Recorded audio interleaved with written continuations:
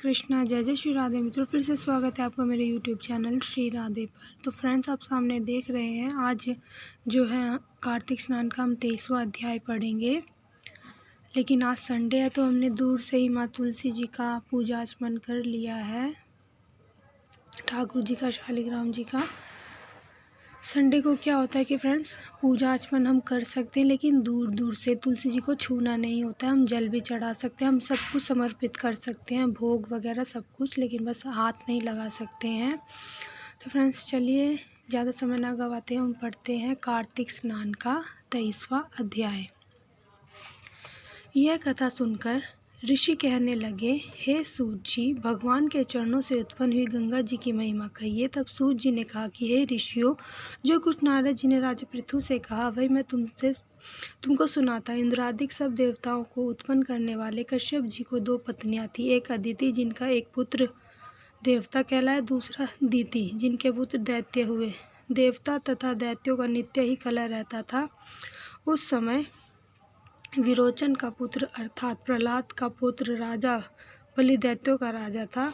उसकी सेना अत्यंत विशाल थी। उसने समस्त पृथ्वी को जीतकर स्वर्ग का राज्य प्राप्त करने के लिए देवताओं पर चढ़ाई कर दी। इंद्र की पुरी को चारों ओर से घेर लिया। देवता भी युद्ध करने के लिए बाहर आए। तब अत्यंत घोर संग्राम हुआ। एक दूसरे पर प्रहार करते हुए कई वर्ष बीत गए। इसके पश्चात दैत्यों का बल बढ़ते हुए देखकर देवता मैदान छोड़कर भागने लगे।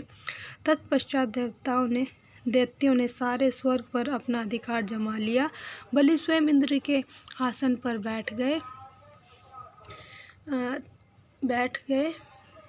बैठने लगा। साथ ही देवताओं के समस्त कार्य अपने राक्षसों के अधीन कर लिए।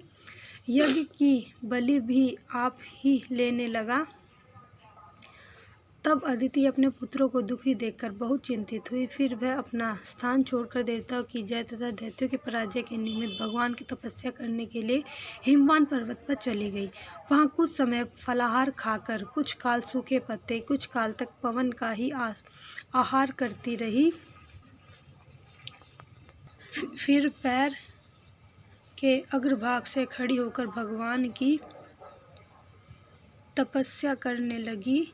इस प्रकार 1000 वर्ष तक उग्र तपस्या की। मायावी राक्षस अदिति की घोर तपस्या से चिंतित होकर राक्षसी माया से देवताओं का रूप धारण कर अदिति के पास जाकर कहने लगे कि हे माता, तुम हमारे लिए इतना घोर तप क्यों कर रही हो? आत्मघात करना सब शास्त्रों ने पाप बताया है। हम तुम्हारा यह दुख सहन नहीं कर सकते। माता का दुख देखकर कोई सुखी नहीं रह सकता तथा माता से कोई विमुख नहीं हो सकता। शास्त्रों का वचन है कि जिनके घर में कल्याणकारी माता नहीं तथा प्रिय बोलने वाली पतिव्रता स्त्री नहीं, उसका जीवन निरर्थक है। अतएव आप तप छोड़कर अपने पुत्रों को सुखी कीजिए। परंतु यह सुनकर भी अदिति समाधि से चलायमान न हुई। तब उन्होंने अदिति को मार डालने का निश्चय किया। अतः उन्होंने अदिति को जीवित जला देने के लिए उस वन में आग लगा दी, परंतु इस अग्नि में दैत्य स्वयं जल गए। अदिति को किसी प्रकार की हानि नहीं पहुंची, न उन्हें इसका कुछ पता चला, क्योंकि भगवान ने अपने चक्र सुदर्शन से अदिति की रक्षा की। इस प्रकार कार्तिक माह का 23वां अध्याय समाप्त हुआ। तो फ्रेंड्स, देखिए, इस प्रकार से जो है कार्तिक स्नान का हमने 23वां अध्याय पढ़कर समाप्त कर दिया है। मैं आशा करती हूँ जो आपने ये कार्तिक मास की कथा का श्रवण किया है, इससे आपको कार्तिक स्नान के समान ही पुण्य फल प्राप्त हो, मनवांछित फल मिले और स्वस्थ शरीर दे।